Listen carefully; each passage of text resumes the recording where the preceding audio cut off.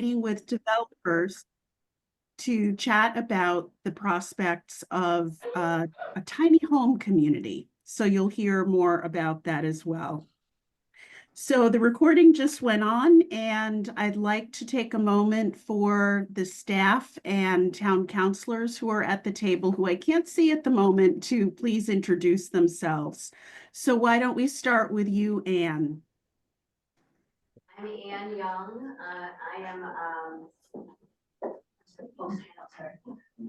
I'm Anne Young. I am going to talk today about pocket neighborhoods. And I met with Ingrid and Alyssa, and so this is what's brought to today. So I'm very excited about it. Thanks, Anne. Alyssa, you want to introduce yourself? I'm Alyssa Italiano. I'm also a town councilor here in Manlius. I also, as you said, I met with Anne and we met with Ingrid and Sarah as well. We are doing an age-friendly community. It also goes along with us being a pro-housing certified community, which we just recently became certified as. It is all about trying to add more housing to our community. Our community does not have very many options for the elderly or for young people just starting out as well. So that's what we are all here about, to try to do, to bring in some more age-friendly community housing and other pro-housing aspects to our community. Thank you all very much for coming. Will she be a mom? That's right.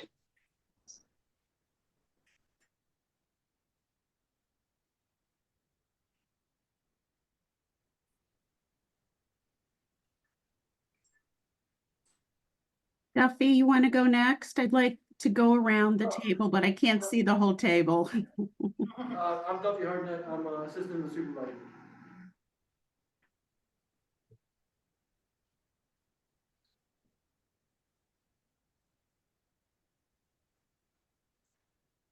I know that we have So, our recreation staff as well. Do you want everybody to go around and say who they are? Yes.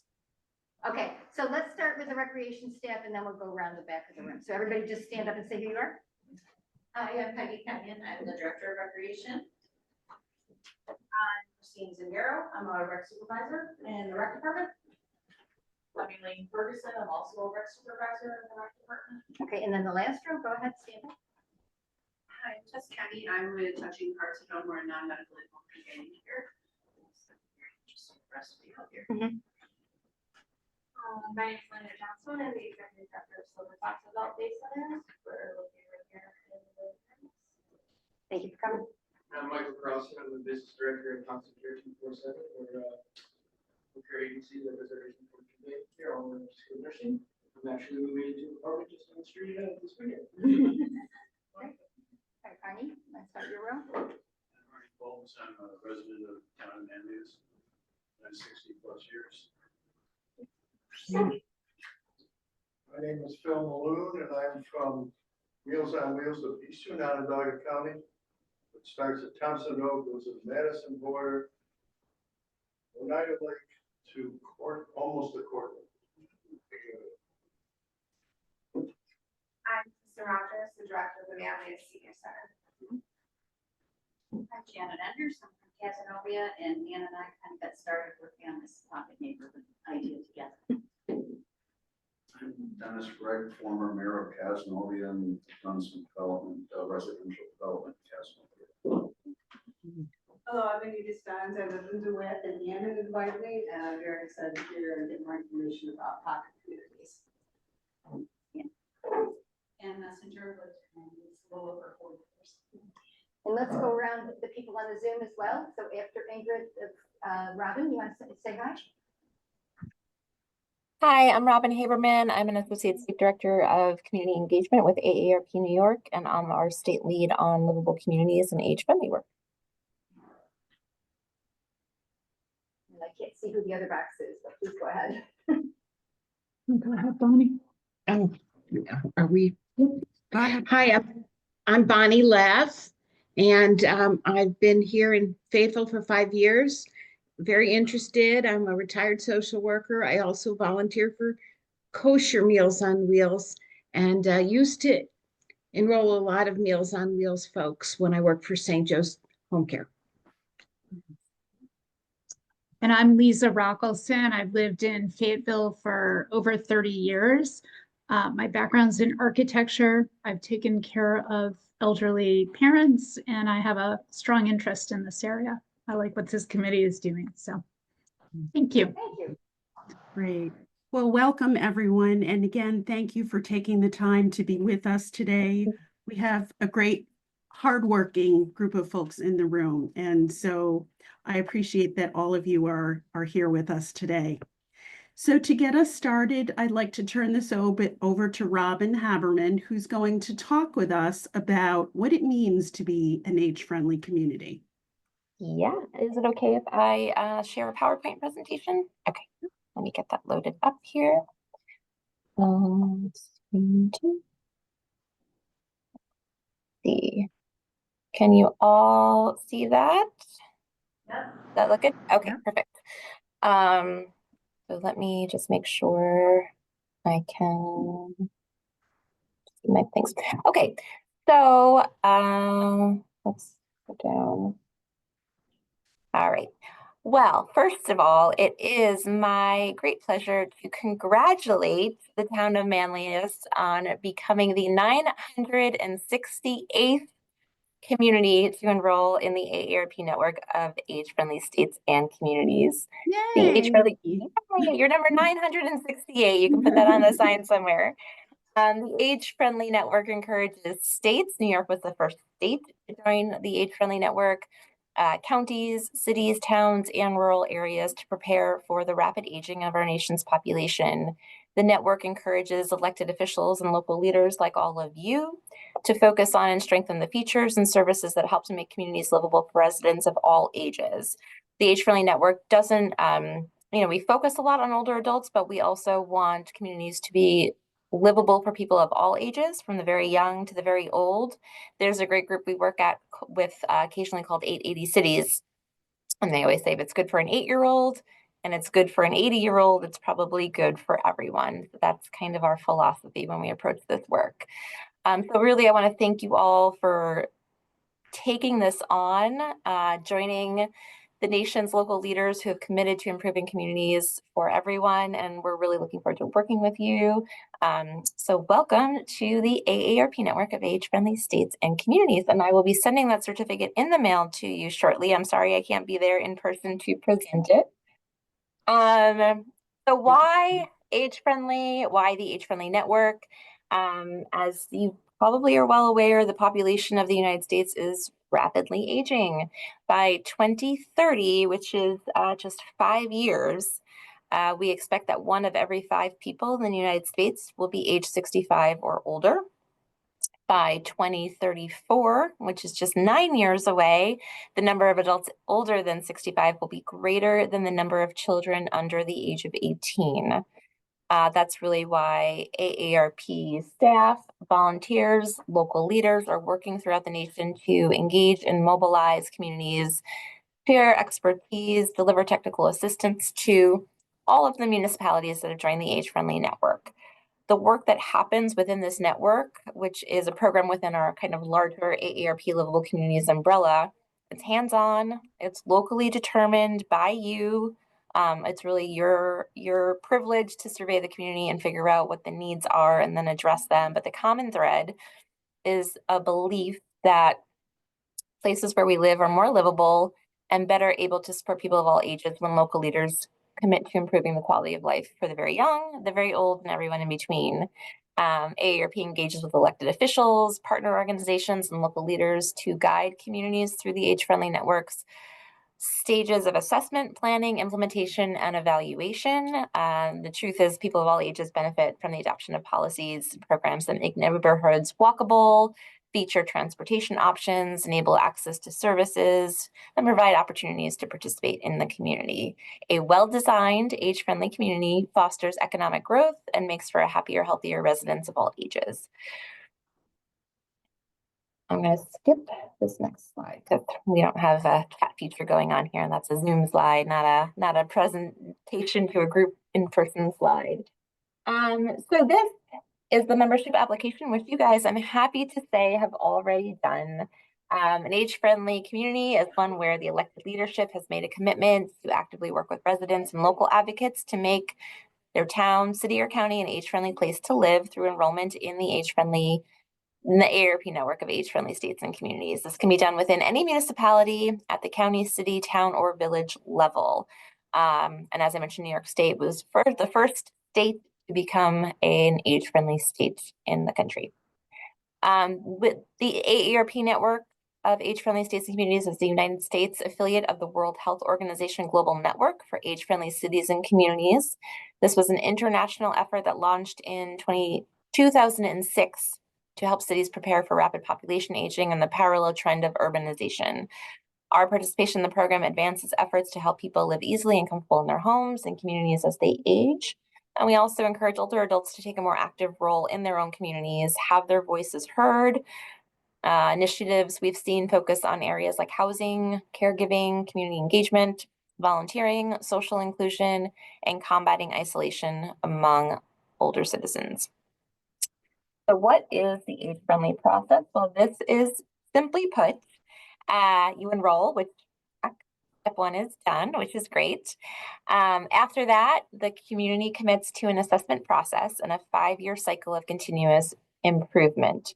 So step 1, establishing a way to include older residents in all stages of the age-friendly process.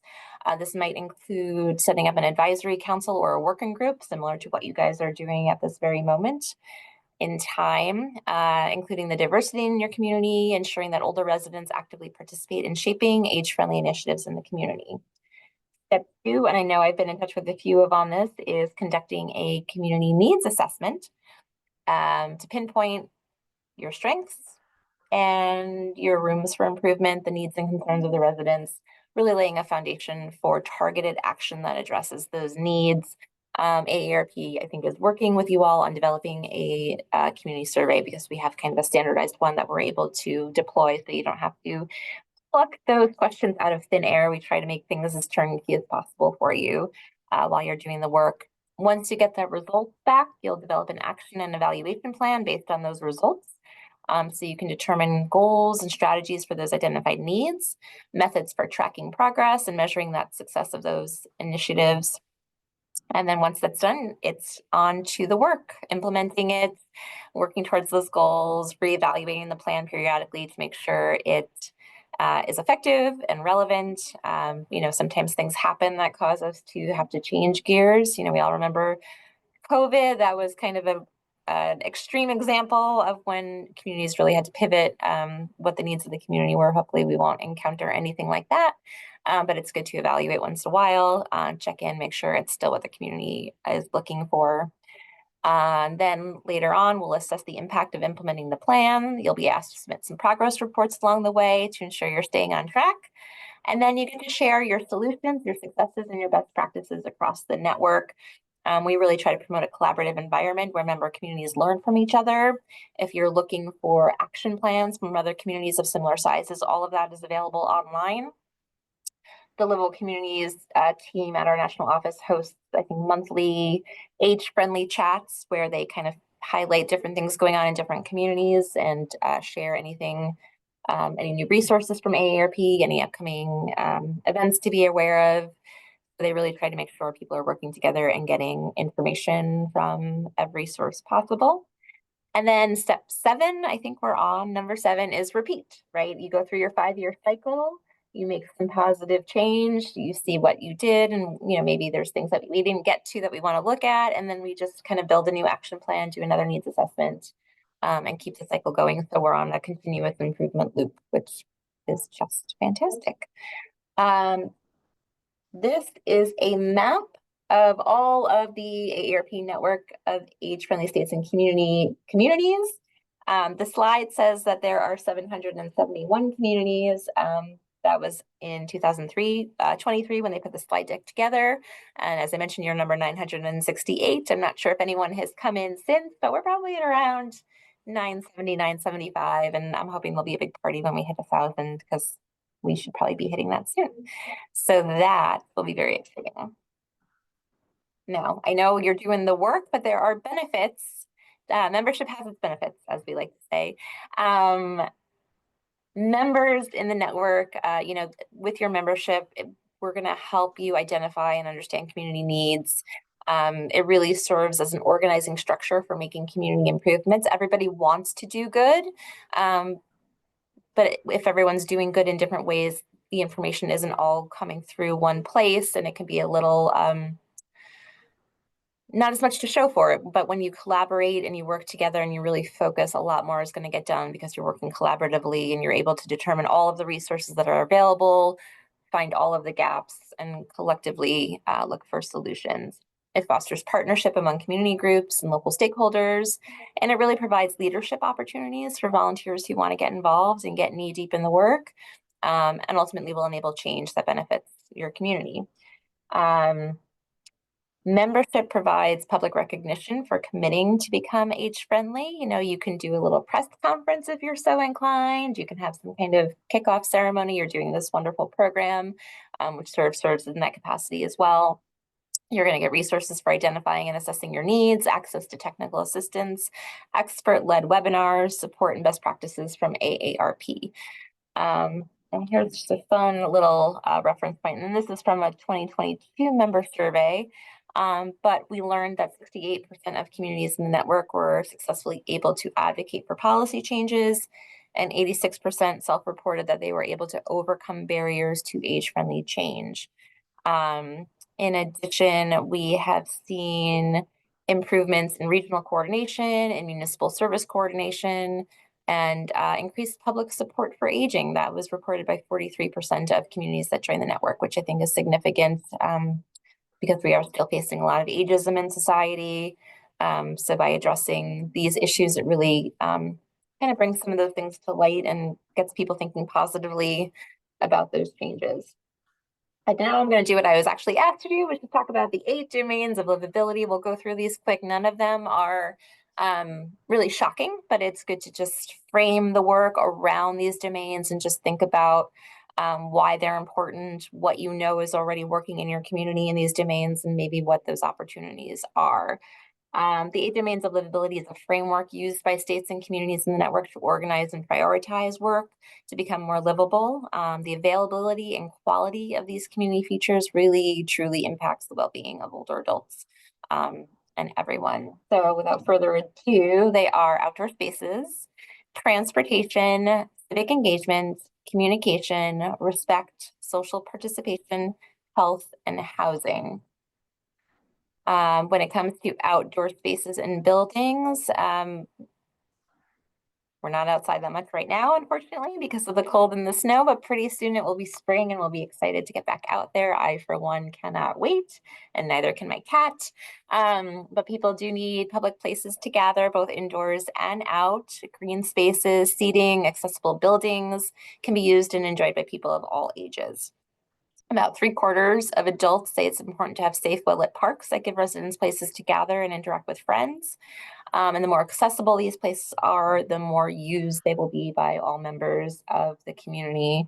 One of the really great projects we saw one of the communities do, and I've seen them kind of popping up more now if you ever go to the beach, when there's a little lake and there's sand.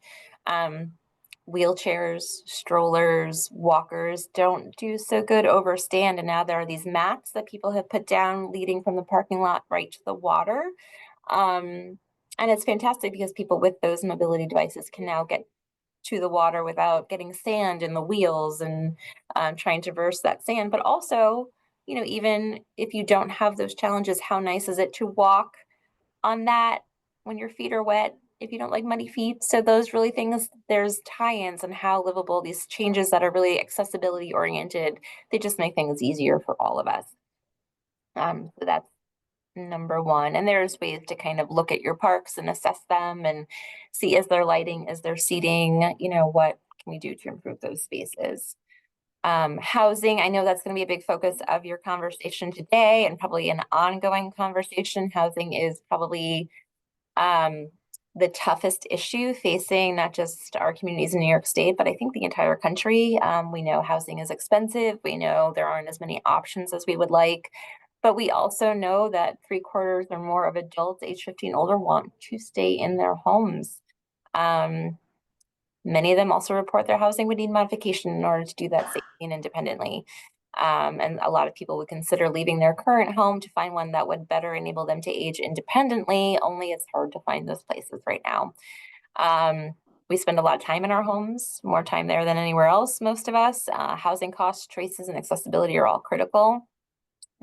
Great communities provide housing opportunities for people of all ages, incomes, and abilities, so everyone can live in a livable, safe, age-friendly neighborhood regardless of their circumstances.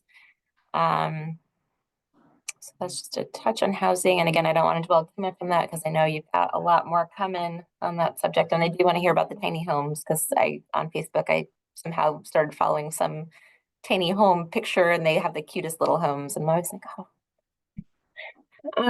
Main number 3 is transportation. And when we talk about transportation, we're not just talking about cars, buses, or trains. Moving easily and safely from one place to another vastly improves the quality of life. We need transportation to connect us to social activities, jobs, medical care, and we need convenient, healthy, accessible, low-cost alternatives to driving. Driving shouldn't be the only way to get around town. Pedestrians need sidewalks and safe crossable streets. Cyclists want dedicated bike lanes. Well-maintained, accessible, and safe streets are reported as being among the most important community features for transportation. And I know in a lot of places, it's also the trouble is getting people who don't drive from one place to another when there does need to be a motor vehicle. So arranging transportation to medical appointments and grocery stores. I know a lot of age-friendly communities are constantly working on that issue as well, because it's difficult if you don't have a loved one to drive you around, but you need to get to places. There's not a bus stop right outside your door. You might need a little help in that space. So that's a key one that we see a lot of activity in and hear a lot about. Social participation. We all know social isolation is very contraindicative to health. Being social is really, really important, especially as we get older. Loneliness is often considered as debilitating a health condition, as having a chronic illness or disease. Sadness and isolation can be combated by having opportunities to socialize and the availability of accessible, affordable, and fun social activities that make people feel as though they matter to a community, that they're part of a community, gives them a sense of meaning and belonging, and relieves that angst of perceived social isolation. In a post-COVID world, this has become ever more important because a lot of people still are not super comfortable leaving their homes. So how do we address them and make sure that they are getting that social interaction that is so important? Top predictors of loneliness are the size and diversity of an individual's social network and being physically isolated. Other contributing factors are age, depression, urbanicity, anxiety, and overall health. So that is another key one where I've seen a lot of communities do some work, because then you can put on programming that draws people out and deliver things that really address that need. The next one on our list is respect and social inclusion. This is again where that ageism comes into place. People want to feel valued. People want to be included. So those inclusive gatherings and activities are a great way for people to learn from one each other, honor diversity, honor what every individual has to contribute, at the same time feel good about themselves. Majority of people believe it's important for their community to treat all residents equally, regardless of race, gender, age, ethnic background, sexual orientation, and other differences. So it really is just making sure everyone feels welcomed, everyone can participate, and treating each other with the respect they deserve. Number 6 is civic engagement and employment. Work doesn't have to be an all or nothing experience. An age-friendly community encourages older people to be actively engaged in community life, providing opportunities for residents to work either for pay or to volunteer their skills. We've learned that the perception that you can make a difference on problems that exist in your community is a top predictor of 50+ civic engagement. And as a side note, so it's just really important that people have those opportunities to contribute where they feel that they can. And I just want to flag, it's not in my notes here, but I was just thinking, due in a couple of days, our applications to AARP's Purpose Prize Award. This is a grant for people who founded a nonprofit after the age of 40, and they're currently over the age of 50. So if someone is over age 50 and started a nonprofit after the age of 40, there's a very unique grant opportunity. So if you know someone who fits that description, I'm just plugging it. You can find that information very easily online if you just Google AARP Purpose Prize. That application closes on the 28th, so this is very timely. Just a little nugget from me to you on civic engagement and employment. A lot of people doing really great work that deserve to be honored. Communication and information is domain number 7. Information needs to be shared through a variety of methods. Not everyone is tech savvy, so they're not always going to get the text and the email. Not everyone has a smartphone. Not everyone even has access to the internet at home. We need to ensure that there's access to high-speed internet, make sure it's affordable. That's something that people rate very highly, obviously, nowadays, but some people, even if they have access to in-home internet, aren't using it. So how are we addressing those people, making sure that they're getting all of the information?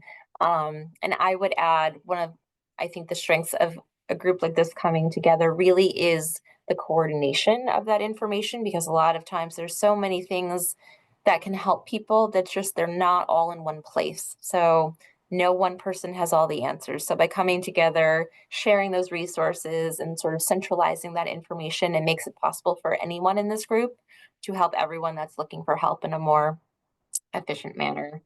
So I think that's really tremendous. We were working on the master plan for aging, and I really kind of noticed as we talk about transportation, I'm in the transportation work group, and there's this program and there's that program and that program, but they're all run in different places. There's different qualifications for them. And we thought if all of this information was centralized, it would be so much better for people in the state to be able to access it. Health and community services, obviously, health and well-being are so important. We need accessible and affordable healthcare services. U.S. adults age 45 plus think many healthcare issues are important, like staying mentally sharp, staying physically healthy, having adequate health insurance coverage. None of that is a surprise to anybody, I'm sure. There are efforts underway in a lot of hospitals in the state to become age-friendly. There's an age-friendly metric for hospitals and healthcare systems. So if you have those within the town or regionally, you may want to reach out to them and see if they are embarking on that journey, because that's really important. It could be as simple as if someone's in the emergency room, what are the protocols if you're working with someone who's an older adult and making sure they're comfortable. I can't tell you all of those requirements off the top of my head, but I do know that a lot of healthcare systems are embarking on that work, and that's really important. Also, are people able to get to their doctor's appointments? That ties into transportation. A lot of these things are cross-cutting. So that's domain number 8. And I will add, this is not an official domain, but it really is kind of rising in awareness. There's a lot more talk about it now, and that's disaster preparation. Obviously, in this country, we've seen a lot of natural disasters. More so, they seem to be happening more frequently and at greater scale. So there's a lot of conversations around disaster preparedness. Community planning plays a vital role in reducing those long-term risks to life and property from natural hazards. We don't get a lot of earthquakes here, but we have seen some wildfires. We do see hurricanes, we do see floods. And adults age 65 and older are a growing demographic who are often disproportionately impacted by severe weather. AARP has a disaster preparedness toolkit, again, easily downloadable online, that really helps communities look at the needs of older adults when they look at their emergency preparedness plans. So I encourage you to check that out at your leisure. And that kind of leads into all of the amazing resources that we have. If you want to spend some time on AARP Livable Communities or age-friendly sites, you will find toolkits on how to do a walk audit, toolkits on disaster preparation, on accessory dwelling units, on all kinds of topics, parks, public spaces, placemaking, and just about anything else you probably want to know. There's a lot of great resources out there. There's more than 20 free publications you can download or you can print off and share amongst yourselves. I do encourage you to join our weekly newsletter, so you get weekly updates on all things livable. You can find that very easily online. And one more plug I'm going to make is for the Community Challenge Grant. If you're not familiar with that, this is a signature grant AARP offers every year. The grant application window closes on March 5th. So you have about a week to think about this one. You could talk about it amongst yourselves today. But it is designed for quick action things in the livable space. The average grant is about $15,000. They're not huge, but they can really make a difference. So you can look at, and there's certain categories in around housing, disaster preparedness, the digital divide, placemaking, parks, public spaces. There's a few others. That's within our flagship grant. And then there are 2 micro grant categories that are smaller grants with technical assistance on things like walk audits, housing demonstration, things of that nature. So I encourage you to check that out. Again, that application cycle closes next Wednesday. So that's just it's good timing to kind of think about that while you have everyone gathered together. I'm always happy to chat if anybody wants to have a deeper conversation about anything that we talked about today. If you need help finding any of our resources online, I'm happy to point you in those directions as well. And I'm happy to answer any questions that I can for you right now while we're together here.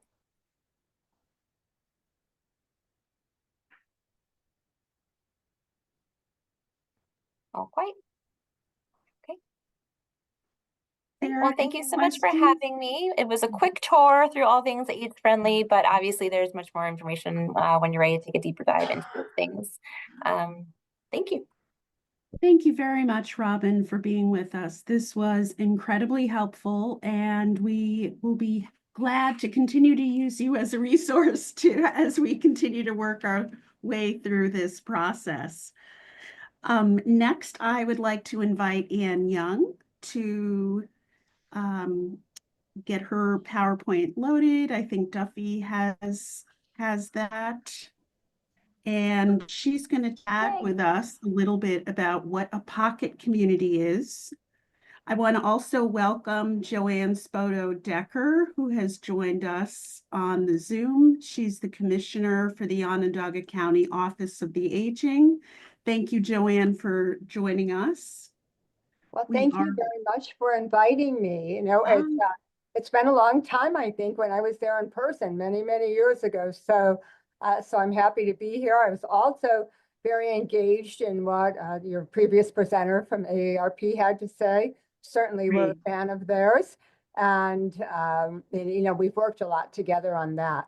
But right now, Ingrid, and again, thank you for asking me, I think we want to talk about transportation. So interestingly, I've been here this month. Well, next month, it'll be 35 years that I've worked for Onondaga County. So, and I've done lots of things here and lots of wonderful things. But one of my passions is transportation. So when I started with the county in 1990, I worked in the Department of Social Services. Then in 1999, I switched to, and Ingrid would remember this, Department of Aging and Youth. That's where I had an opportunity to write a lot of grants, some of them to AARP, to help fund and expand transportation services for persons 60 years of age and older, and also for persons with disabilities of any age. So back then in the 1998 or 99, 2000, we may have had 4 transportation programs. They were Centro, and one was at Catholic Charities, one was at Huntington Family Center, and one was at the Salvation Army. And basically what that was they would pick up their clients, certainly rightfully so, bring them back to their, their organization for a meal, for some activities and things like that, and then transport them back. So over the years, we have been able to expand the number of transportation services to 15. And we're very excited about that. I don't have a PowerPoint presentation for you, but I have something that I think that you may be interested in receiving. And it really is, I'll hold it up, it's our New York Connects, your link to long-term care services and supports. And in here is every service imaginable in Onondaga County. This is something that it's expensive to print, but we do it anyways to make sure that people who are looking for services for older adults can receive them. So that's it. I have availables for you. And Ingrid, if you would like some copies, I can get them over to you. That would be great. It would be nice to have them on hand at town hall. So let's Yeah, coordinate. thank you. I think it will be really helpful. But now I would just want to talk, I know I've got like 10 minutes or so, so now I want to talk about transportation. Great. So you heard me talk about Catholic Charities. That is one of the organizations that we contract with. So our contracts usually, depending on where the organization is located within Onondaga County, our contracts are really designed to say, okay, you can go from point A to point B to point C, so that a lot of them don't go everywhere, but some of them do. So we work with Catholic Charities. We work with Baldwinsville, the senior center, Baldwinsville Senior Center, Catton Woods. And we've supported that organization since I was here. So they do not use a bus or a van. They have private volunteer drivers that pick up people in their area and get them where they need to go. So we fund that program. We also fund, I'm just turning the page here. We also fund transportation services that are not city-centric. One of those is called the SAP program, and the SAP program is the Senior Adult Transportation Program. That program provides rides for people in, well, I'll read you some of the areas, Manoa, Bridgeport, and Kirkville. So you know that's on the fringe of the county. And for years, they really couldn't get any transportation at all. So we were able to help them get a bus through the 5310 program. And we were also able to provide funding, and we just expanded that a little. We also opened a dining site there late last year. So now we have transportation, we have dining, we have other programs and services to help the people in that area. We also fund Laker Limo. Laker Limo is a transportation program in the town of Skaneateles. And again, it serves the town of Skaneateles and a little bit out into, to maybe in the Artisco area. But these are programs that are supported not only from our agency, but also from donations that they receive from multiple donors in Skaneateles. And a very, very, very, very successful program. So we're happy to be with that. I live in Elbridge, so I was very, very proud to be able to help start the Jordan Elbridge Transportation Program known as JET. So when you live where I do, there is no public transportation, none. They used to have some, but now they don't. So JET program will serve people in the Jordan Elbridge area. And if they need to go to Upstate Medical University, or if they need to go anywhere, they will take them there and then they will bring them back home. So that's a real pride and joy for us. We also have the outbound transportation program. So the outbound transportation program is a little bit different. Outbound works with people or serves people who are 60 years of age and older, or a person with a disability of any age, not children, but 18 years of age and older. So outbound is a door-through-door program. So our current Suburban is our current provider. We have a contract with them. And what happens is people from Suburban will go into the home through the door. People may be mobility impaired. They may need wheelchairs. They may need stretchers to get out. So we're able through this contract, to get those people where they need to go as well. And again, it's, many of them use it for medical appointments, and that's certainly fine. But they also can use it just to go and visit somebody. We do have people that use it for, to go to their faith community on Sundays. So it's an expensive ride. It's a very expensive ride. But through grants and things that I've been able to write and receive, and the funding that we receive from our wonderful Onondaga County Legislature and other places, we're able to keep that program going. We also have a transportation program with Westcott Community Center in the city of Syracuse, the Syracuse Northeast Community Center, Syracuse Community Connections, which is on the south side of Syracuse. And I'm just trying to go through those quickly. We also have a Native American transportation program for people that, for residents and elders of Onondaga Nation. We also have a contract with Centro for Call-a-Bus. So it's an application process there. So if you're 60 years of age and older and you have a disability, you can contact Centro. And right now we provide 2 round-trip rides a month for that program. So we have, and again, it's not just for medical, it's any place you want to go.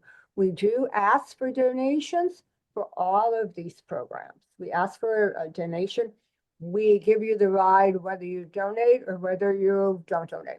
We're there to serve the people. So Centro has been a partner with us, gosh, for years and years and years and years and years. So again, though, the rides, they may have been, when I started, maybe $20, $30 round trip. And now they're, many of them are over $100. And suburban transportation, the door through door, is about $180 or $190 per round trip. So it's an expensive trip. We are able, luckily, to, again, with the funding that we receive and the blessing of Onondaga County government and the county executive, we are able to sustain our programs. But it takes a lot. It takes a lot. But you know what? I've been here for a long, long time. And transportation just mitigates so many problems. Mitigates loneliness, it mitigates isolation. So there's things involved with transportation that other things just don't. Meals on Wheels are wonderful, but it doesn't get you out and get you where you need to go. Not that I love Meals on Wheels. So I think I've gotten through everyone that we have. If I haven't, I missed one, but we do have 15. So Joanne, I so much appreciate your participation today. This was great. I really appreciate your time. Oh. Hi, this is Sarah. How are you doing? I'm here to say thank you for coming so much today. Oh, okay. So I think I'm out of time then. Is that correct?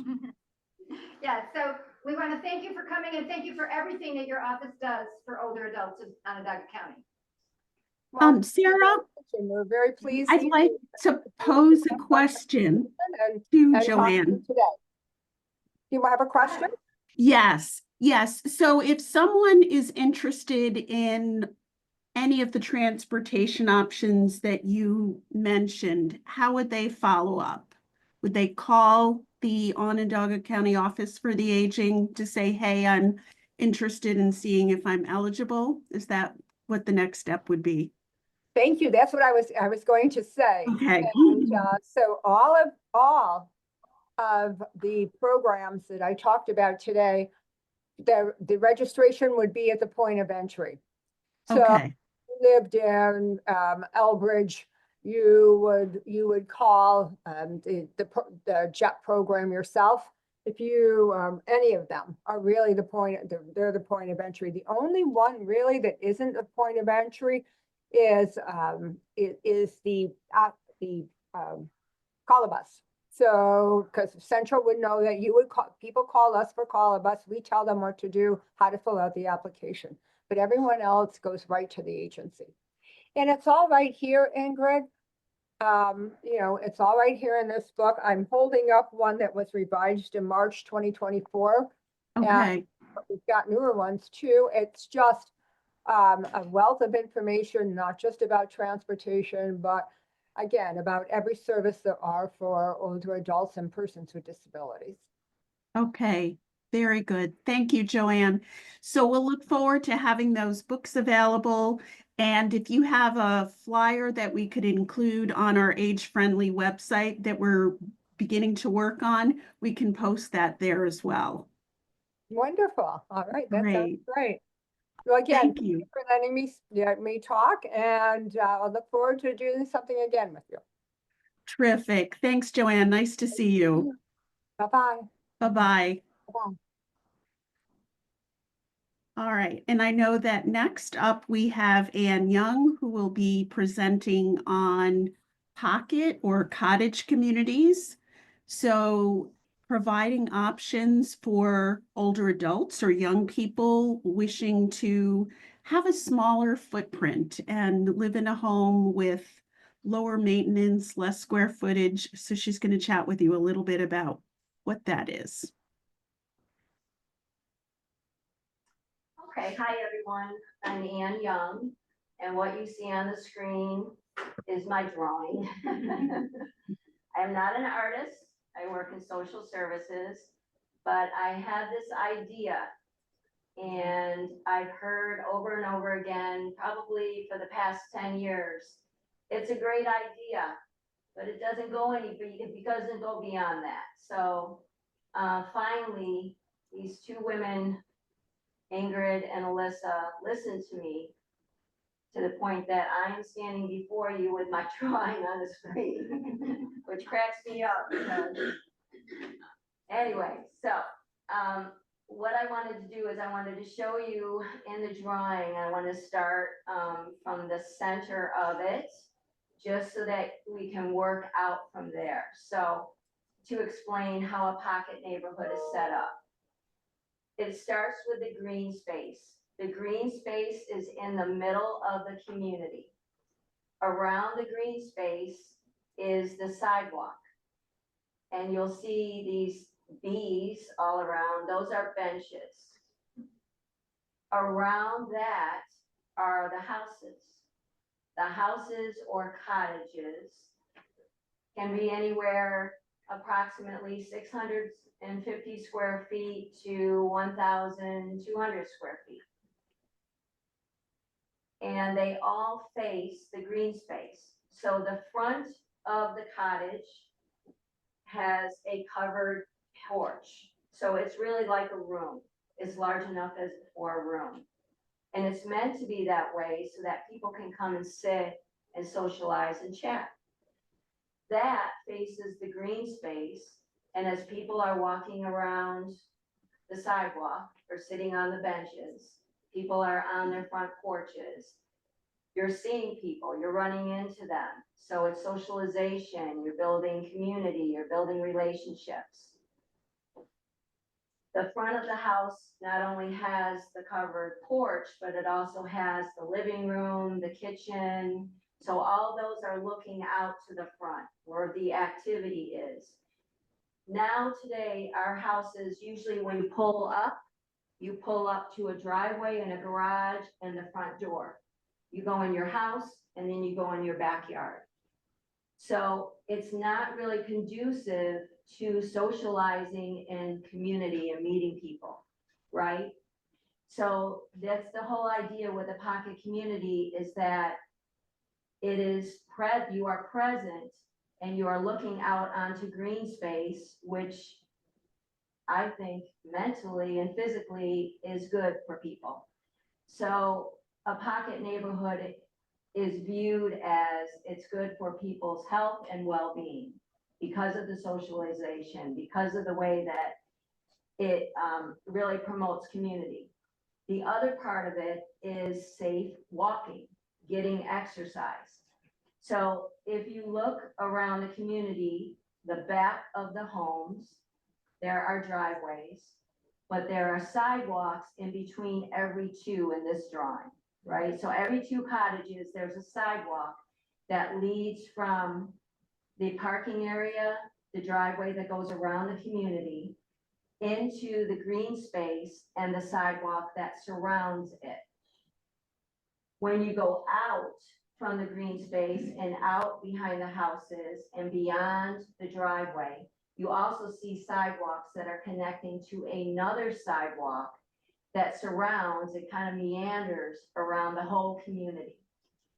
Now, my ideal community, which I drew, has a retention pond that you can walk to, surrounded by trees, and also benches. So you can sit around the retention pond, chat with neighbors, chat with friends, family, whatever, and then take a walk around it. Then that sidewalk leads over to, if you could go up a little bit, to, of course, a dog park for the people who have dogs. Now, as you age, a lot of times it's hard to have your dog exercise. You can't walk that far. So having a fenced in area with some benches inside where your dog can run around with the other neighborhood dogs, and you can sit and chat with people, it helps. It's just helpful. It promotes socialization. It also gets you out. It gets the dogs exercise safely. Then you see the sidewalk goes over to a community garden and a shed. So if people wanted to plant vegetables, I know that we're all talking about how expensive food is. So if you could grow your own food, that's another opportunity to be working as a community together, to build something. And growing food, that, I mean, everybody loves that. And even if you're not interested in growing it, you're gonna grow so much that you can share it with other neighbors. So this is my ideal community that promotes socialization, exercise. If you're looking on the green space, you have plenty of safe areas to exercise. Right now where I live, I walk in the road. And I can't tell you how many times I've had to jump out of the way when I'm walking my dog because people are not paying attention to where they're driving. This community puts people first and cars second. Most of our communities are built based on the automobiles, right? Automobiles come first. That shouldn't be. So Ross Chapman, this is his book, and this is what inspired me. He said, no, humans, people need to come first. And we need to be safe, and we need to have community, and we need to know each other because everybody's gonna need help at some point. And if you know your neighbors, you can go to them in a time of crisis or just in a time of celebration or just go and chat. I mean, that's what this is about. This is where I want to live. And that's why I drew this. So we go to the next one. So we talk about, Ross Chapman talks about the design, which I just explained, one of his designs. I tweaked it a little bit because I used to have my own business and that was downsizing seniors. And what I found was I was having to move people out of their homes, not because they wanted to move out, but because their home was working against them instead of for them. A lot of builders build homes not for people to age in place, not for the health and well-being of the people, but for other reasons, right? I want these cottage homes to be a place that when you move in, you never have to move out if you don't want to, right? So these are just a list of some of the ways that you would do that. Some of the ways, right, when they're building the homes or the cottages, that these things are built into them immediately, right? Not an afterthought when you have to make renovations. I had knee surgery last year and I had to use a walker for a while. I could not get through my bathroom door with my walker, right? Because it wasn't wide enough. So it doesn't mean that you need these when you're, as you age, it could be any age that you need this, right? things happen all the time in our lives. So if you already have this in place, then you don't have to worry about it. You don't have to go someplace else temporarily because you can't navigate your own home. Your own home should work for you and not against you. So that's why I came up with the idea of making it an age-in-place community. If you could go to the next one, Duff. So this just gives you a little idea of what cottages could look like. And when I say cottages, again, they're small. These kind of look big from the picture, but they're not. I think these will go up to like 750 square feet. But you will see they're all different colors. So it gives you a sense of, okay, my house is the orange house, or my house is the yellow house, or the blue house. They don't all look the same.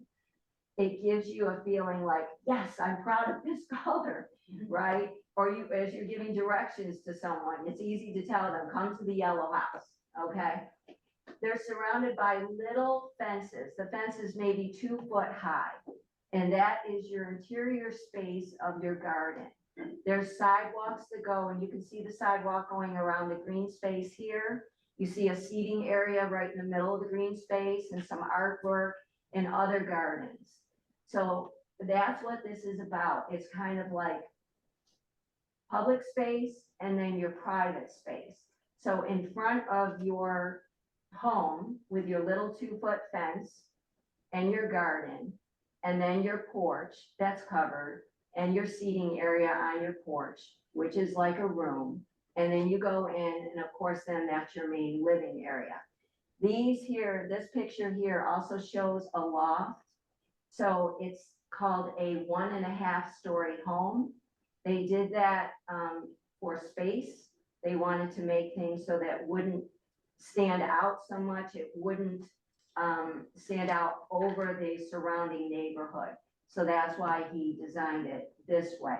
If we go to the next one. So this just gives you a little bit closer view of the porch and the little gated fence and people's gardens and lighting, low lighting, so it's not up over your head. It's right there, lighting the sidewalk, your walking area. And go down just a little bit. So that is the loft area with lots of windows and seating area. I mean, you certainly can stand up in it and have, you know, whatever you wanted, any kind of furniture. If you had guests or something that could do stairs, that would be available in this particular model. Okay, if you could go to the next one. So they talk about designing for community. They talk about the 3rd Street cottages, and that's the pictures that you've seen. Connection and contribution, cottage scale, meaning that it's smaller, individuality, and we talked about the colors and the gardens and anything that you put that makes your home special to you, and corralling the cars. So the cars are not the most important thing in this community. People are the most important thing in this community. Okay, if we could go to the next one. So this one gives like just a little quick interior view of a kitchen. If you notice, they don't use drywall in this. They're using the boards, and they're also leaving space on the ceiling for lights to come down because the ceiling isn't really tall, but the lights kind of, you know, fit in evenly there instead of hanging down low. It's just one of the spaces that they designed, and I liked it because there's a lot of drawers in the kitchen, and that was one of the things that I had on my list. It's hard as you age, or if you're injured, or whatever you're going through, to bend down and reach back into a cupboard and pull something out versus having a drawer there and pulling the drawer to you and getting whatever you need out of it. Okay, we could go to the next one. Okay, so Amabel. People are building these communities. And Susan Cosentini, who's amazing, she's down in Ithaca. She spoke with us recently. She designed and built this community. It's called Amabel. And as you can see, she has the cottages, right? The two, and then there's space, there's two, then space. They're all connected to the surrounding green space by sidewalks, right? And there's even a sidewalk in the middle of the green space instead of having to walk all the way around. I love this design, but I would tweak it in that, again, I would make it so that you can age in place, and I would also have benches around. So you can kind of sit and, you know, chat, and when you get tired, you just want to sit down. And of course, I want the little pond and the dog park. But anyway, so I just want to show you that these are happening. These are happening all around the country, and they're happening in our area. Actually, This is currently in the. yes, this is just recently built. And I have to tell you, which is amazing, before they broke ground, she advertised that she was building this. They sold out before they broke ground. That's how much people want to live in these type of communities. Builders aren't building them, but people want them, right? So it's just amazing when she told me that she sold out immediately. I said, okay, I'm on the right track here. I really am. Her units range from a little over 1,000 square feet, I think, to 2,000 square feet, I believe. So the ones that I'm proposing are smaller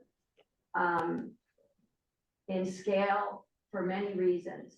I think that, you know, when you look at different data, it's showing that most of our homes, people, I mean, let me say this, let me correct myself. In a significant portion of the homes that are built today, 1 to 2 people are living in them. They have all this excess space, excess rooms that they're no longer using. And maybe they did at one time, but they're not using them now. So my proposal is to build smaller, take up less space, have less to take care of, and be more cost efficient. And one of the things that in the Town of Manlius comprehensive plan, one of the things that they came up with regarding what is smart growth, take advantage of compact design, create a range of housing opportunities and choices, create walkable neighborhoods, foster distinctive, attractive communities with a strong sense of place. And I believe that a pocket neighborhood fits all of those criteria. Okay, if you could go to the next one. Do I have another? What was the price range? I love that. Mr. Developer, yes, I love that. So the price range, my other target is middle class.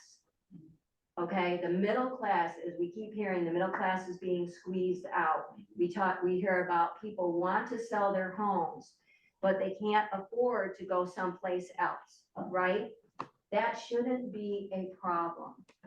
So my proposal was that it would be for lower up to higher middle class. That section of the community could afford to live here.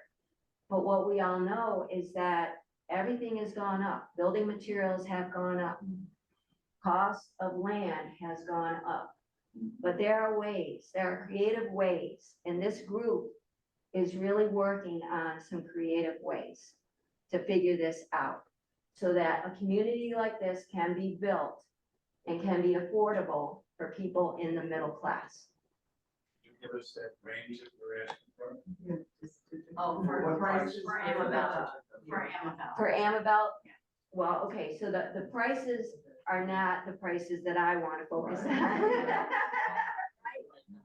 Yeah, yeah, so, But you're proposing smaller units. as yes, well. so their starting price was 300 and up, That's. right?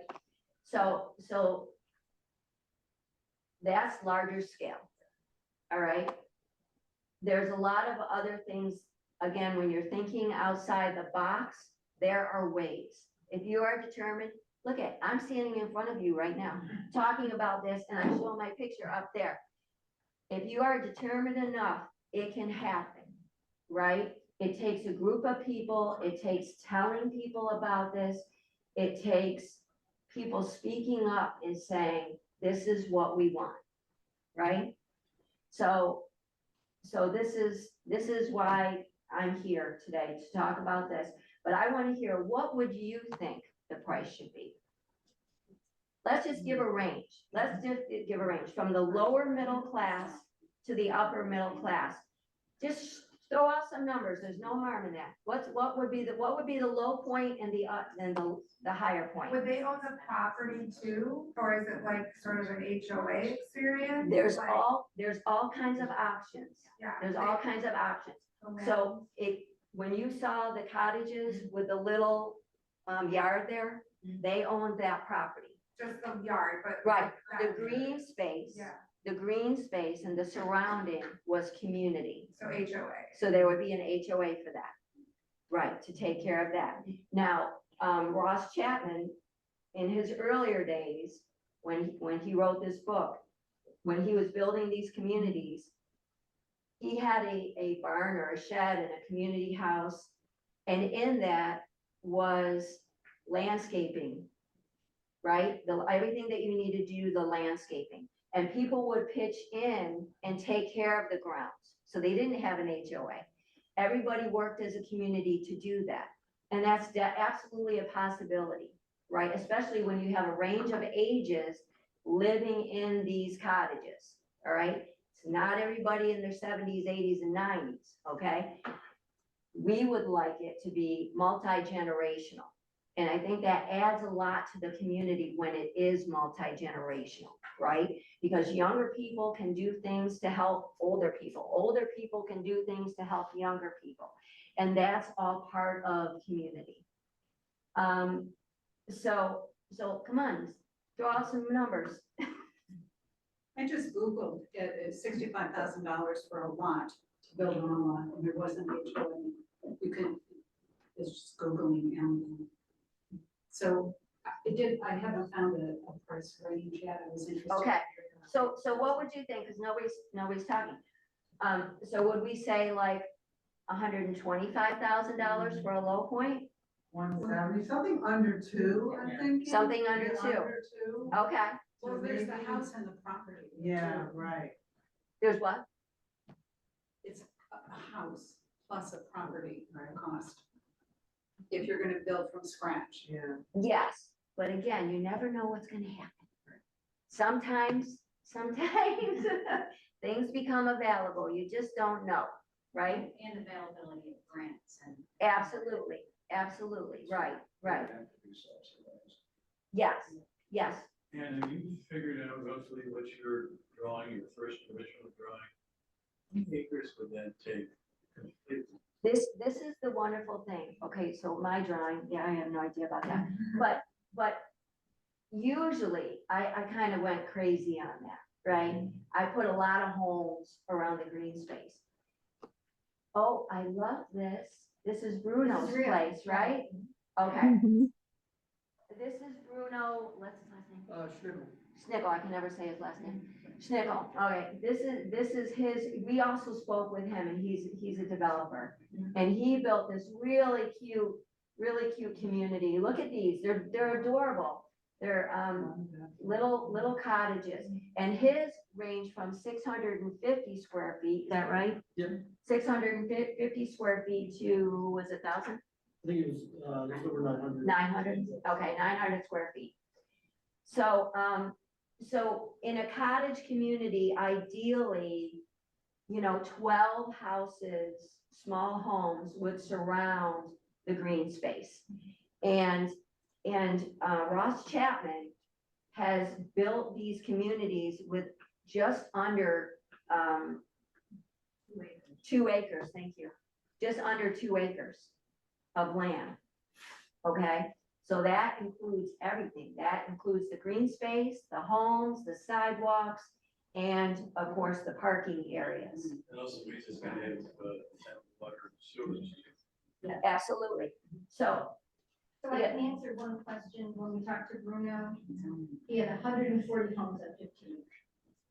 140 homes at 15. Yeah. So these communities that I'm, He's not in one. okay. The community that I'm thinking of would take up less space, and the reason being is that I really want it to be, I think it's important for these communities to be near amenities, so that people are attracted to be able to go, you know, look at where we are right now in this building, which would be a perfect spot, by the way. Because you're close to restaurants, shops, you're close to grocery shopping, medical, the library, medical, everything. You've got parks, you can get on the trails from here, you've got bridges going over to all these access trails. So I think taking up a smaller space helps to enlarge your opportunities, right? So that people can be part of the surrounding community. So not only do you have sidewalks in your pocket community, but that leads out to sidewalks that goes out to the larger community, right? So I think that that's, you know, important, as not only as we age, but people of all ages want to be around amenities, right? So that's my hope. So we will see what happens. Any other questions? Yes. So the parking itself, their parking spot, they're not attached. Okay, so this is the other thing. So Ross Chapman, I love this guy. I haven't met him yet, but I want to. We live in a place that gets a lot of snow, especially this year, right? So Ross is famous for making sure that parking is away, and you park away and then you walk down your sidewalk to get to your home. Central New York, I mean, we could do it, but it probably wouldn't appeal to a lot of people. So my idea is to have either carports or garages. So when you're pulling in, so you can see where she has it here, all right? She has those little driveways that then lead to the house. Susan has carports, okay? So where you see the little driveways ending before you get to the house, those are carports. And then the sidewalk goes right into your house.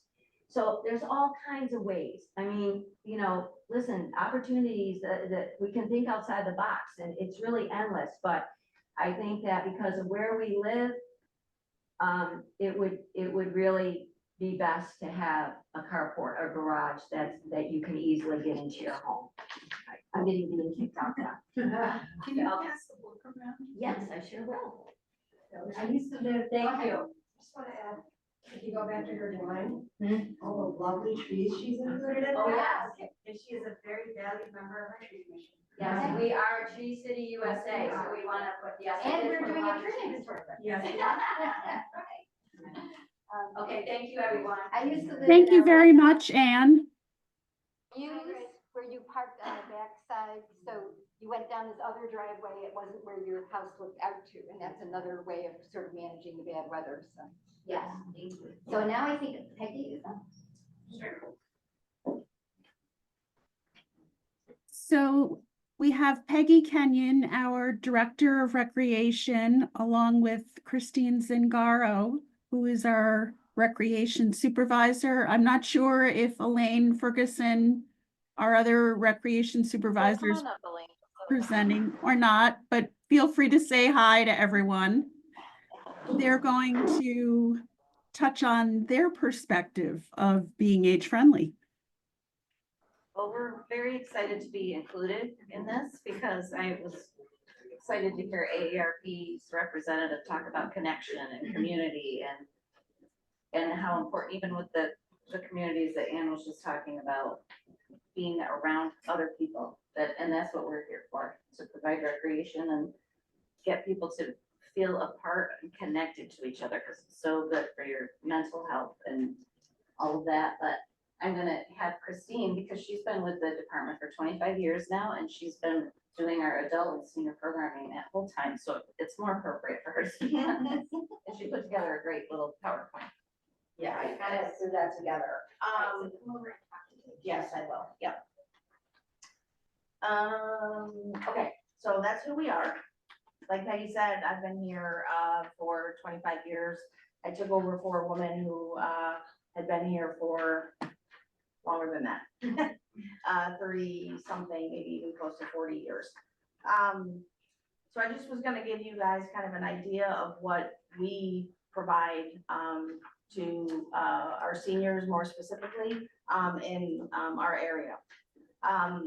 One of the things that we've noticed obviously is our seniors are younger than they used to be, physically, mentally, everything. So they've become a little bit more, I should say a lot of more health conscious.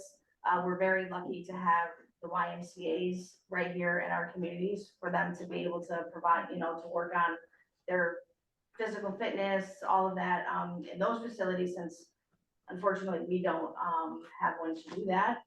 But we have definitely seen an increase in our physical exercise programs. So we offer co-ed volleyball for adults, basketball. We did start a pickleball program a few years ago. We used the tennis courts at Eagle Hill. Yes, add a pickleball court into that. Okay, I love that. Yes. Doesn't take up much space. You know, people think pickleball is funny for whatever reason, but it's real. Like, it is real. It's a lot of fun. It's happening. I watched a match with Andre Agassi and Steffi Graf the other day. So like, it's a real thing. And more people are doing it. So we, oh, for sure. And we wanted to provide that. Like I said, we don't have the space. So we, FM was nice enough to allow us to kind of modify their tennis courts to offer pickleball. It started out as not a league, but kind of come and play, and then it turned into sort of an intro, more of a teaching type of program. I don't know how well that will go going forward, only because you probably all noticed that within the last year or so, so many pickleball areas are popping up. The place on Erie Boulevard that used to be the jumping place is now an indoor pickleball space, and there's a couple of other ones going on, but we were lucky enough, like I said, to be able to offer that, and that has increased our participation in our physical programs. Next one, yep.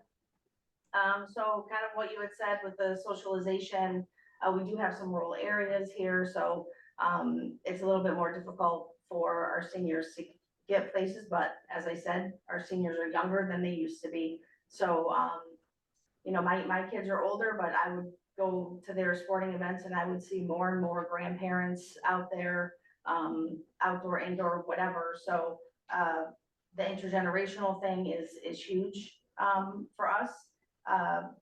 Mainly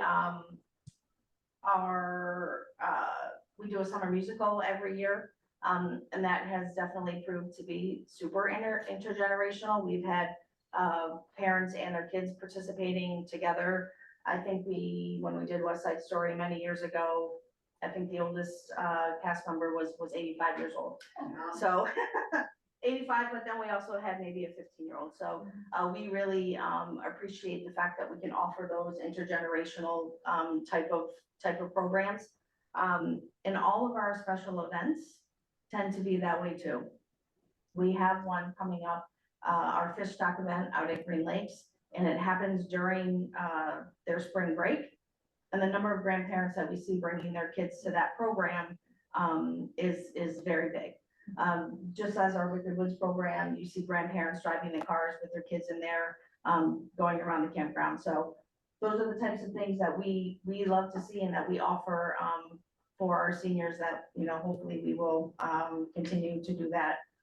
Oh, Frosty Forest too. That's another one. I would send my grandparents, because I wouldn't want to be out in that either, but so that becomes very, like I said, intergenerational. We're super proud to be able to offer those opportunities to our senior members in the community. We kind of like Peggy said, we do we want to be a part of whatever comes of this. Whatever we can do to help further the idea of being an age-friendly community, we are all about. And I would invite anybody to, ask us to do anything. We are open to anything. We've all been here for a really, really long time and have a lot of pride in our department. So we're really excited to be a part of this sort of initiative. Great. Any questions? We're glad you're here. Thank you, Ingrid. Thanks for having us. Thanks for remembering us.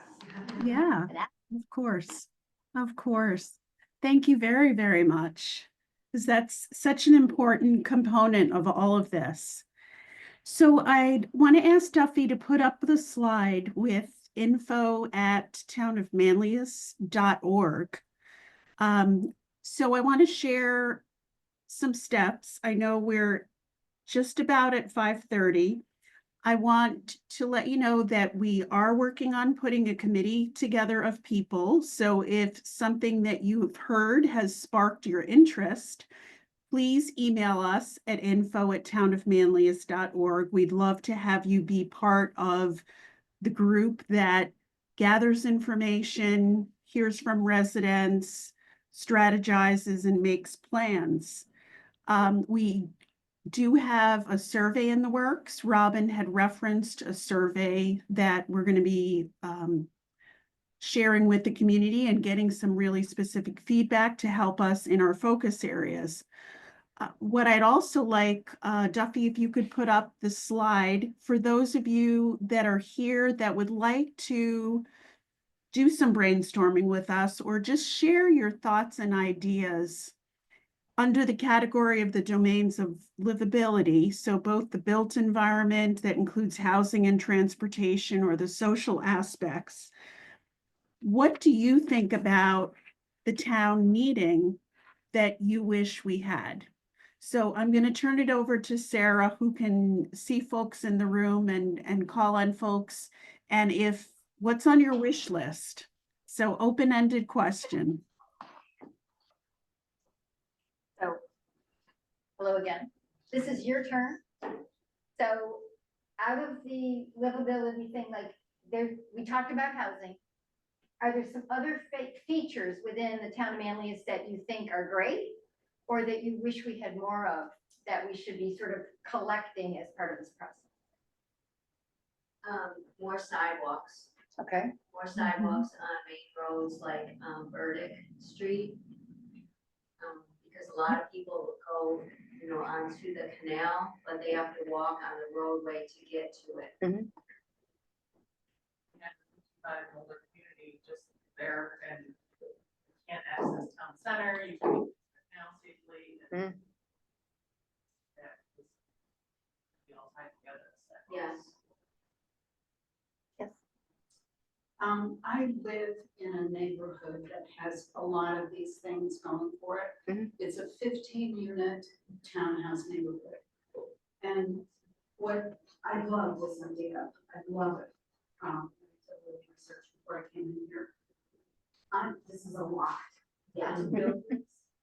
I'm wondering if there's any way, and I haven't thought at all remotely deeply about this, but I'm wondering if there's a way that the town or others could encourage this sort of thing to happen organically with neighborhoods that are already here. That's number one. My neighborhood, 15 units on a tiny street. We have parties together, we shovel each other's driveways, we're gently hovering over somebody who's dying. We like each other a lot. I suspect that kind of thing is happening in other neighborhoods, but could happen in other neighborhoods that are already there. And I'm wondering again if the town is a way to encourage that, number one. And I had a question for you, Anne, in my looking around the net about what is pocket neighborhood. one thing that gave me pause, and I looked for it again right during this and couldn't find it. But it said that there are two elements in pocket neighborhoods, one of which had to do with vetting who can come in. That made me very nervous, very nervous. And number two, having a facilitator somewhere, maybe in the neighborhood or elsewhere, who could facilitate, moderate any kind of conversation that's going on in the neighborhood that could go on. I don't, The first one is what made me really nervous. yeah, I didn't heard that. No, maybe that's, yeah, I've not heard of that. So that's a question for me that's in the air. Yeah. Other than that, I love this idea. Yes, part of it, there's things that, if that's also something, I don't think the town will allow. Right. something like that. Yeah. That's not, the information that I have, that I'm looking at, nor is it the type of,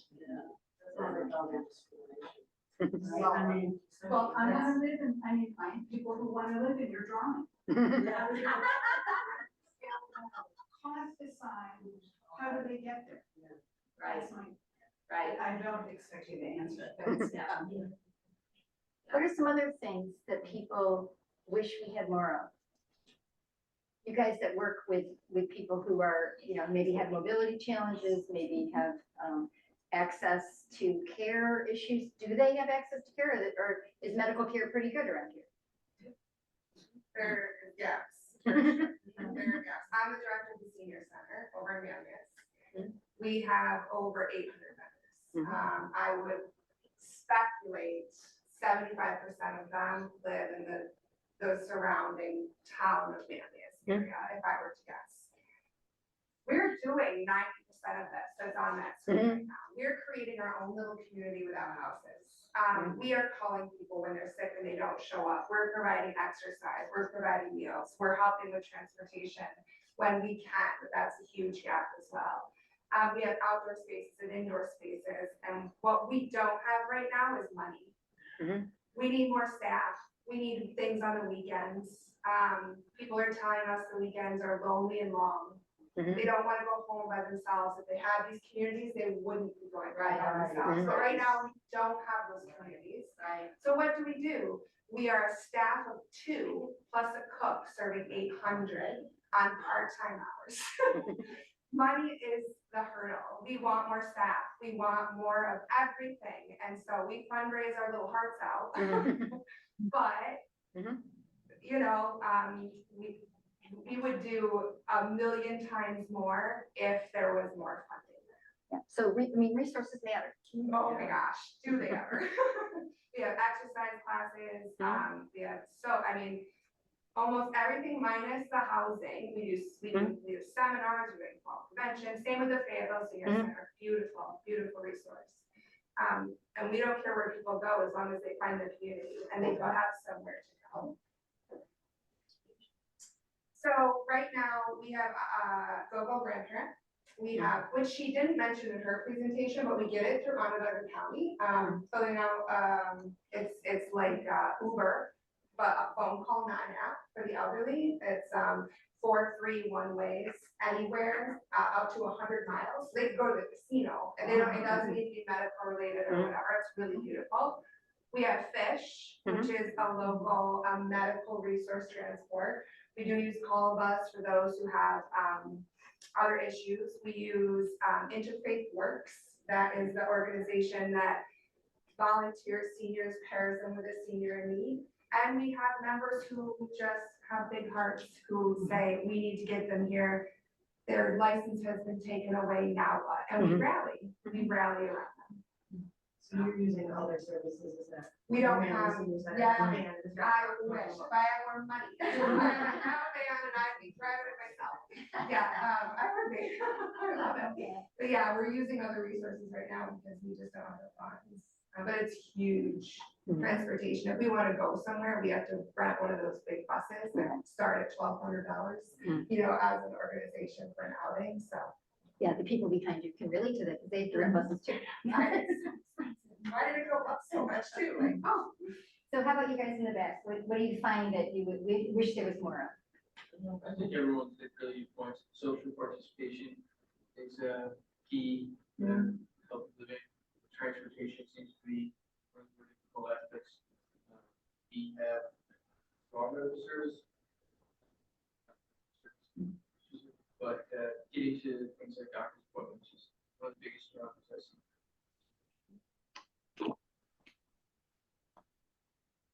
So at Silverfax, you have people that are coming for fun, right? Yes, so, I'm probably, I will give you my honest opinion of this presentation. Can you speak more loudly?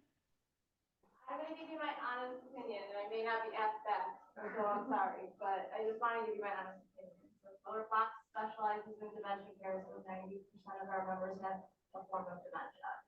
And just seeing what you presented for a senior with no medical issues, no dementia, no mild cognitive impairment, what you presented sounds phenomenal.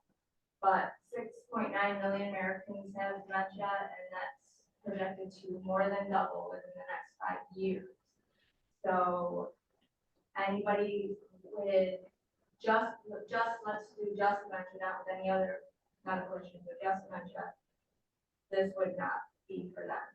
And my fear would be somebody buying one of the cottages and then developing dementia, and then what? They can't stay there, so to me, it'd be if you were gonna create a community where they would live in their homes for hopefully ever, until death, people with dementia would not be able to participate in this, because then you're gonna have them walking out of their house and walking up these sidewalks all alone, not knowing where they're going, things like that. They're not gonna be able to maintain, even though it's a small area that they would have to maintain, and then the HOA would maintain the larger area, they wouldn't be maintaining the smaller area. So then there's a cost of that. And then also small bathrooms, and not anybody in a wheelchair or anything like that. So I just think for that portion, I just want to do it work. I'm thinking of like the members that go to Solar Fox right now, how many of them would be able to do something like that? Unfortunately. But again, if it's somebody that's 55, 65, 75, and they're very active, they don't have any cognitive impairments or anything, it sounds great, but because I work with those that do, it seems like Yeah, so you're bringing up not being excluded. You're bringing up an important thing, because I think one of the things that we want to consider is the range of need. And I know one of AARP's main principles is caregiver support. And so if you're looking at individuals with more significant physical or cognitive disabilities, you're looking at not the person alone, but the person and the context of how their caregivers are managed, whether it's a live-in caregiver or visiting or a facility or whatever it is that they're working with. And so having an angle on this that might not be exactly the same as for the independent elderly, but is the idea of how do you create that support network that incorporates the caregiver into the community as well, so that the individual with more significant needs and their person, because their person can get very lonely too. Sure. When they're just feel like all they're doing is taking care of somebody else and not taking care of themselves. So having that sense of, are there ways we can incorporate that idea into this where there's a greater support network for the team and not just the individual? So thank you for bringing that up. We will have you there. I see where you're coming from. Those are probably more like the 660 square feet homes that you're thinking about. They, as I was saying, they should be up to 1,000 square feet. And those ones could be retrofitted for people in the walkers and in wheelchairs and things like that. Could very well be a good situation for folks with cognitive deficiencies, especially in a pocket community where they will be aware of that stuff. And, oh, why are they out walking right now? They're very good. Right. So thank you very much for bringing that to our attention, because we are trying to be more inclusive community for everybody. The water, while beautiful, is terrifying. Just for the record, like beautiful, not for me, but as a person who took care of before I did this job, seniors with dementia, Right. terrified, Yeah. with a capital T. No pounds. No problem. I mean,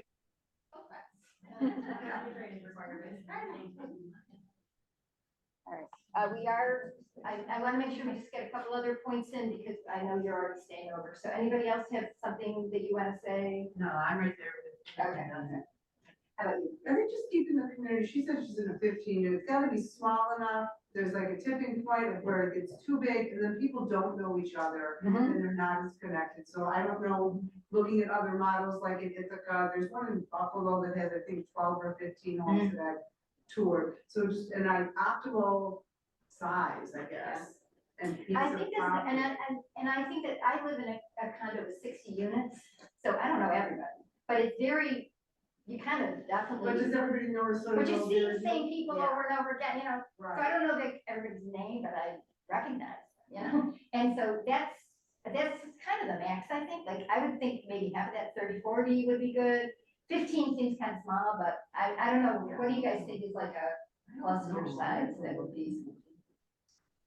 Yeah, I think the smaller the better. And then if you have enough land space, you could have, 12 around the green space. And then if you had more land, then you could have another 10 or 8, whatever it is, around another green space, but all are connected by sidewalks. So this group is connected. So there to could be the like other group. pod with a pod. with a Yeah, pod. within a Right. larger plot. So if you had more land, you could do more pods. Yes. Right. Well, Sarah, can I ask a question? Sure. My thought of this forum and getting together was not just about pocket communities. Right. It's really more about it, the town of Manlius as a whole being age friendly, so that is a big part of it, right? So you should be coming back, you should be asked back to be here, every meeting, because that is a huge part of it, so I just don't want it to get lost on people that, because we keep talking about that. So I just don't want it to get lost on people that this is more than just that. This is more about how do we make the town of Manlius more age friendly. Yeah, and I Yeah. think, Because we're age friendly doesn't mean that Anne's idea, granted, it might not be the safest idea for someone with dementia, but it's still an awesome idea for another big percent of our population, right? Like, we're not trying to solve Yeah. all of our problems with one community. exactly, all No, of I was thinking, Everything. I would like to look. With a dog park and a garden, yeah. Yeah, so I want to look, there's one, the communication information thing, Joanne Spotto Deco held up her little book, which if you don't know New York Connects, you should find them because they're phenomenal. But is that, how do we get information? Like, we discovered, I don't know, 90% of the people don't know Go Grandparent exists. I know, I didn't know it existed either. And so how do we get the word out about things that are available for people? The aging population that I'm seeing is really terrified about technology. Yeah. Now, I know the baby boomers are coming and they call it the silver tsunami that's about to take us over. And they're gonna bring with it a different knowledge of technology. But those that are currently living in, let's say, their 70s and 80s and 90s, they are terrified that AI is gonna take over. And they are scared to open emails, they're scared to click on links, they're scared to click on text. And it's about helping them understand what's safe, what's not, how to maneuver. You can't really mess it up, if you're explore, learn, but they're scared. So we have seminars, we have one-on-one tech times, people bring their devices right to us and we show them how to click, how to copy a photo and send an email and get an email. But those seminars on the mass scale would be huge for the senior population. Everyone's going, what is this AI stuff? What's happening? All they hear is like the fear mongering happening on the news. It's scary stuff until you stop and use it and you're like, oh, you mean I can fix my dishwasher by asking AI, why is my dishwasher not working? Huh, look at that. I just asked YouTube and somebody will be I do there. too, exactly. But I think a human element needs to come with that. That's what I find with the aging population. Yeah. My dad was 85 and passed last month, and he had caregivers, he was in Buffalo. But I would always say, talk to a human, like when you get on the phone, don't go through the phone, till you just stay on and ask. Because they need that human connection. Press They're not zero. familiar with all this, you know, we do everything on an app. Yes, the It's- apps. it's- Well, and so They like need that Joanne human- mentions call about Central Call About. Mhm. So Central just changed their whole system as of February first. And it used to be when you were on Call About, you got a call 15 minutes before your driver arrived that let you know your driver was on the way. And now it's download the app and you have to tell that's you where it is. Yeah, And I can tell you that members that use Call About know the Silver Fox, not only can not download that app, they don't even have a phone that has the ability to download. Right. So now we're scrambling and staring out windows with logs and things like that. It is the technology. When I become someone that needs to go to Silver Fox, it may be different because I know how to use construction. But for someone now who didn't have that, it's not helpful. And it's changing so rapidly, you know, I mean, it's hard to keep up with. And we're losing the human alternative. It used to be you Right, could it's choose not even an option. to call or do the app, but now you don't get the choice anymore. Right. So going back to the communication and information piece, but outside of all the technology piece of it. So the three of us belong to a really large senior networking group in Onondaga County as well as all the surrounding counties called Community Living Advocates. And it is 150 strong of organizations, businesses, not-for-profits that have information from A to Z for all seniors. And, you know, our challenge is getting that information out to all the communities. And, you know, there's the large senior fairs, but not everyone can get to them. Or it's not a good day, or it's cold and rainy last year at the zoo. Nobody wants to come out to that. So, you know, our focus now is to get to some of the smaller areas and the smaller community meetings, wherever seniors are gonna be, to be able to give them those resources. And it's free. I mean, it's free information to give to them. And yes, there's companies that are gonna charge for some of the services, but there's so much out there that's our struggle, is to be able to get that to seniors. Yeah, so one of the things that we did think about, and so tell me if you think it would be like to do a Manlius senior fair, like to do a small version here somewhere. And then invite the senior center and the Fayetteville Senior Center and Minoa group and everybody to come to that and maybe facilitate it to make it more feasible for people who have trouble with transportation and all that stuff, to come and kind of mouse around and see this kind of stuff. So that was one of the ideas that we had as being one of, that we could maybe make some kind of an annual event that would make us more age friendly to qualify, but at the same time, it would be filling a real need that people have. Because one of the things I think we're all getting there, but until you need it, you don't think to ask. And then when you need it, it's too late. Yeah. Yeah. And so, I have heard of Meals on Wheels, so I'm happy that you're here, but at the same time, I wouldn't think about a home delivered meal if I was still happily shopping and not having any problem cooking, and why would I care about that? Until I suddenly can't do that anymore, and now I need to learn. Does the town have a senior age mailing? Yeah, that's exactly. Is there something that? We don't now.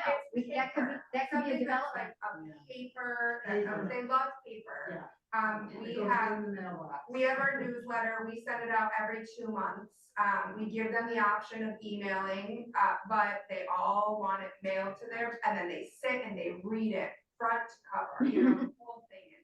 I think we would love to be included in a town, not people who are just members of our center. Well, here's what's going on, here's what we can offer you, to those who aren't joining us yet.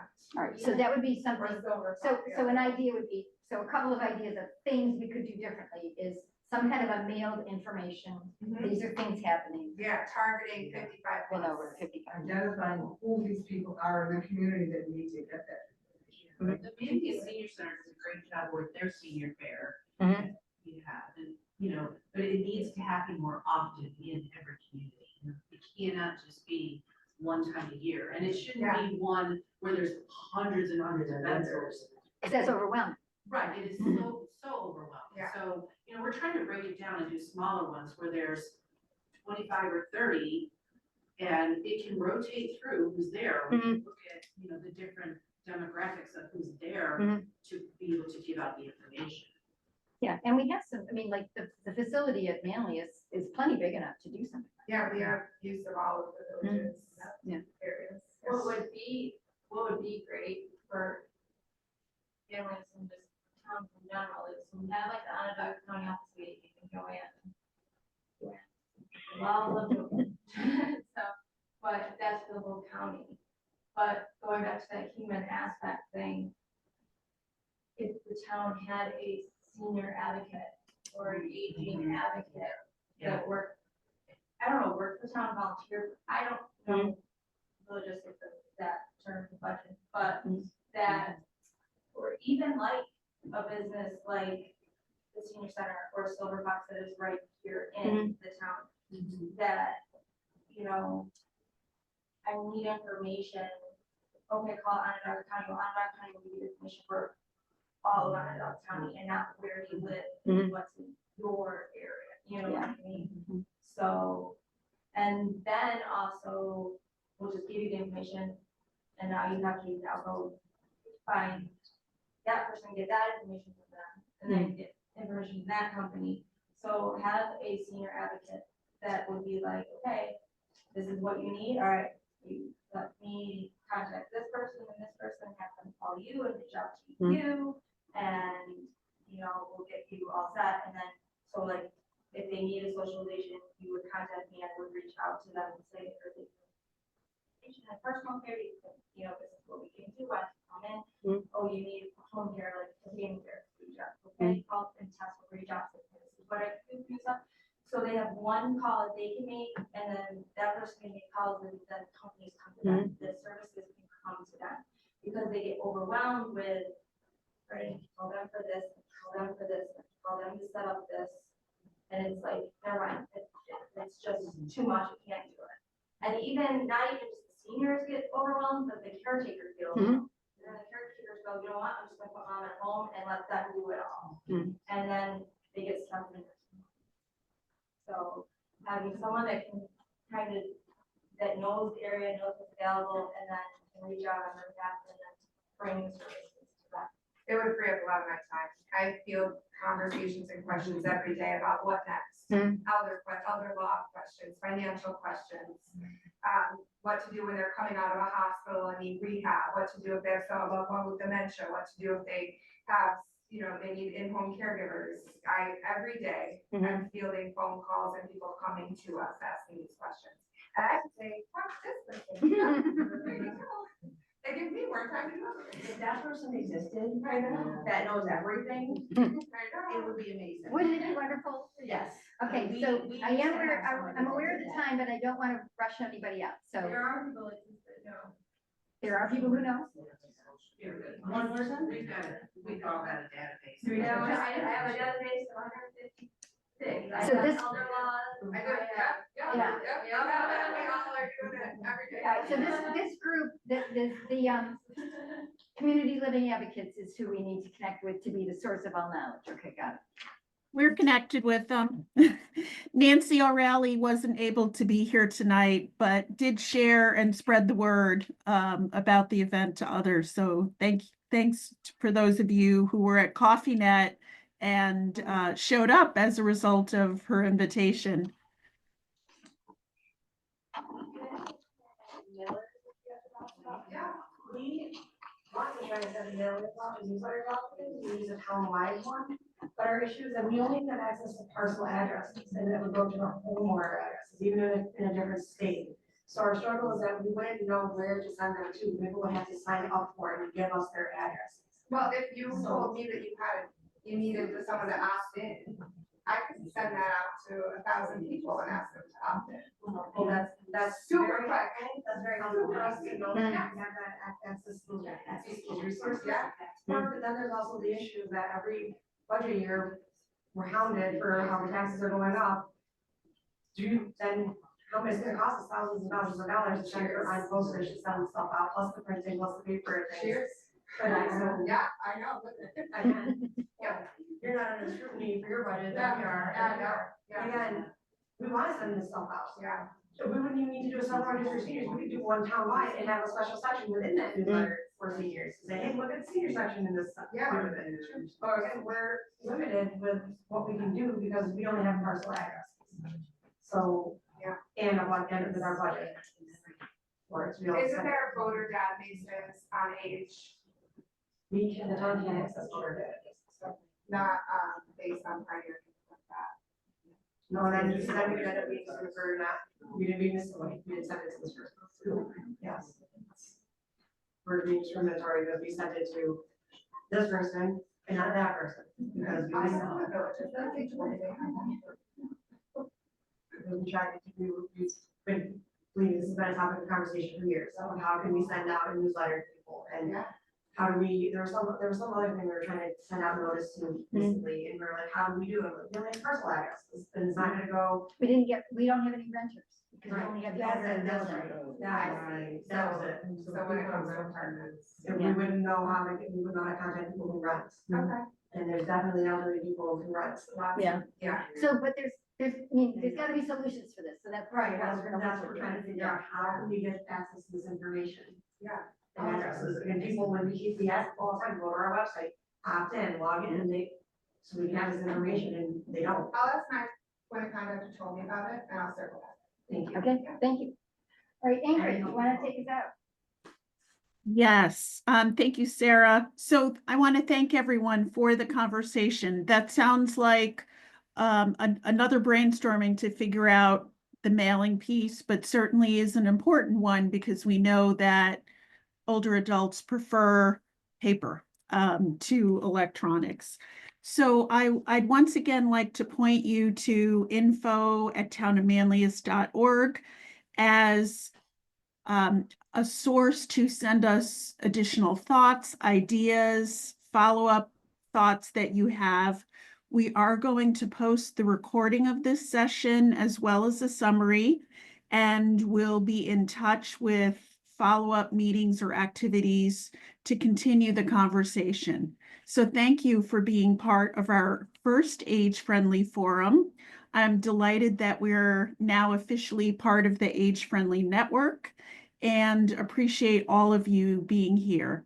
An extra thank you to Duffy for being behind the scenes and keeping things working, to our recreation staff who is present, our director and supervisors, to Ann Young, our age-friendly community chairperson, and Sarah, thank you for being there in person when I couldn't be.